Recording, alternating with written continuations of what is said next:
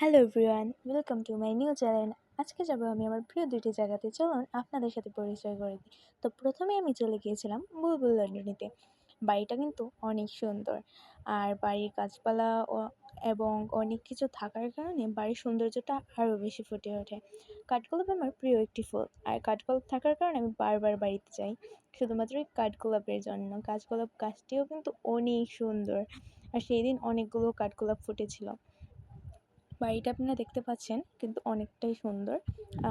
কি আর হচ্ছে গিয়ে এই বাসার একটা আশ্চর্যের জিনিস হচ্ছে, যিনি তৈরি করেছেন তিনি লন্ডন থাকেন, এখানে কেউ থাকে না। সো যারা যায় সেখানে যেতে পারে। আর এই কাঠগোলাপের একটা কিউট পিক তুলেছিলাম। দেন আমি আমার নেক্সট প্লেসে চলে যাচ্ছিলাম, সেটা হচ্ছে গিয়ে মিনি কক্সবাজার। আমাদের স্থানীয় মানুষ সবাই এটাকে মিনি কক্সবাজার বলে থাকে, কারণ এখানের স্কাই অনেক সুন্দর, আর সূর্যের ডোবাটাও কিন্তু অনেক সুন্দর। মানে বর্ষাকালে সবসময় এই জায়গাটা ভিড় থাকবেই থাকবে।